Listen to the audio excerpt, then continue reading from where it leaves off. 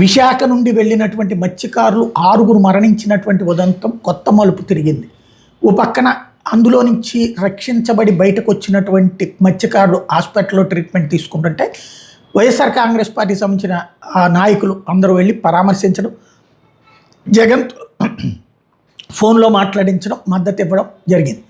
ఇదే సందర్భంలో నిజ నిర్ధారణ కమిటీ అంటే ఒక 3 మెన్ కమిటీ వేసి చనిపోయారని నిర్ధారించి పరిహారాలు ప్రకటించి ప్రతి ఒక్క మత్స్యకారుడికి 10 లక్షలని ప్రకటిస్తే వైఎస్ఆర్ కాంగ్రెస్ పార్టీ ₹1,00,00,000 పరిహారం ఇవ్వమన్నటువంటి డిమాండ్ చేస్తోంది. అదేమంటే స్టీల్ ప్లాంట్‌లో మొదట 25,00,000 ప్రకటించి ఆ తర్వాత 1,50,00,000 ఇచ్చారు, 1,80,00,000 ఇచ్చారని చెప్పారు కదా!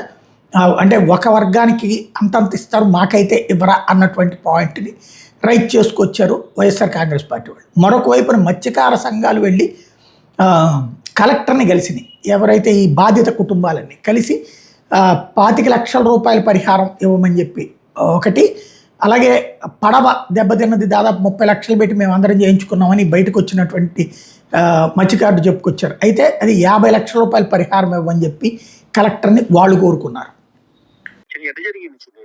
ఇది బోర్ నుంచి వస్తున్నాం అన్న, బోర్ నుంచి వచ్చిందిగా వైజాగ్ 10 మైళ్ళు ఉంది. వైజాగ్ 10 మైళ్ళు ఉందన్న మనం చేయడానికి వచ్చే నాకు అంటే జట్టికి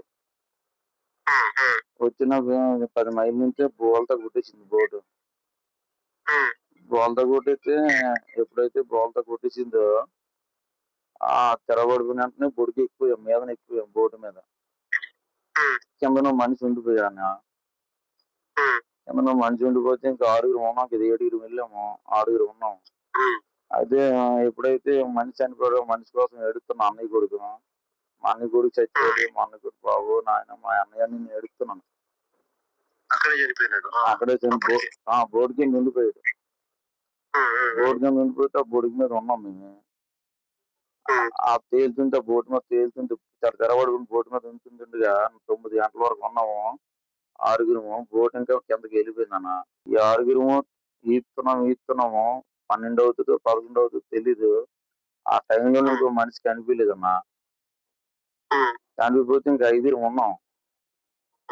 5 ఉంటే ఆ మనిషి మరి కనిపిపోతే మనం ఏం చేస్తాం, మళ్ళా 5 ఒక్కడే ఉందాము తెల్లవారిన దాకా అని చెప్పేసి ఉన్నామన్నా. ఉంటే సరే 4 అవుతుందన్న.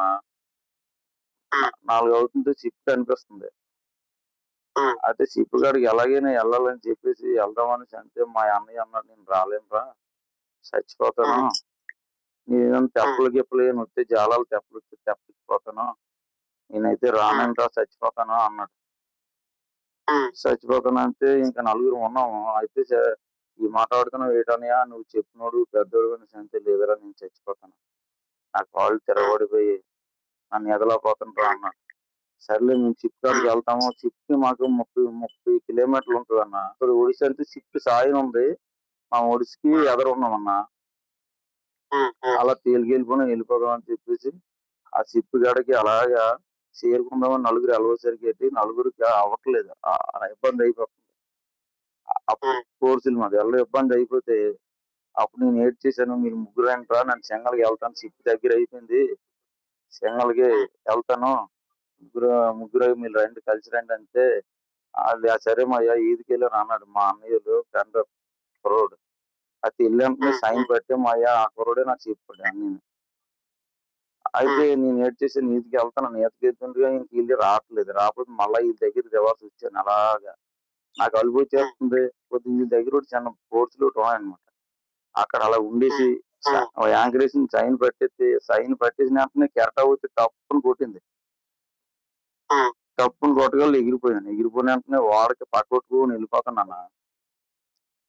వాడు పక్కకొట్టుకొని వెళ్ళిపోతుంటే అప్పుడు అన్నాను, ఈ బొంటు మీద బనీలు తీశాను. బనీలు తీసి కాపాడండి సార్ బాయ్ కాపాడండి అంటే అప్పుడు నైఫ్ జాకెట్ ఇసిరేయాలన్న. హిందీ వాళ్ళు అనమాట, అంటే నేపాలి వాళ్ళు.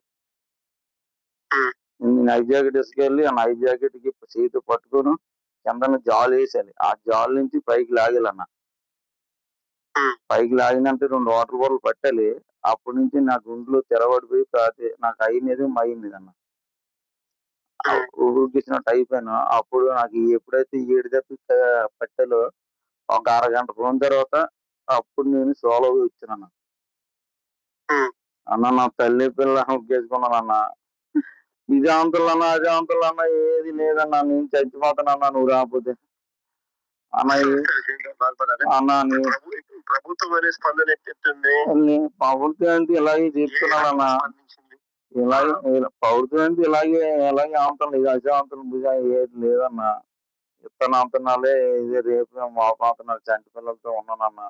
అప్పులు చేసి అది చేసుకుని ఈ పిల్లలు 6 మనుషులు చనిపోయాలి, కుటుంబాలు నా కుటుంబాలు. ఆ పిల్లల ముఖం చూడాలంటే నేను వెళ్ళలేదన్నా, ఇంటికి వెళ్ళలేదు. ప్రభుత్వం స్పందించలేదా? ఏం సహాయం చేస్తారని చెప్పలేదా?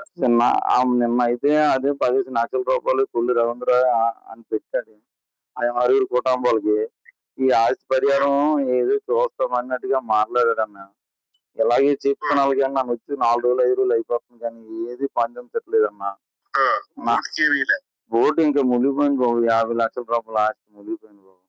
బోటుకి అయితే ఏమీ లేదని నేను అప్పుల్లో ఉన్నాను. మనం అడిగేది కూడా కనీసం బోటు కన్నా ఈకపోతే మన బోటు ఈకపోతే మన జీవితాలన్నీ నాశనం అయిపోయినట్టే కదా. నాని చచ్చిపోతున్నాను. ప్రభుత్వం మీద ఒత్తిడి తీసుకొచ్చి కర్మ చేద్దాం.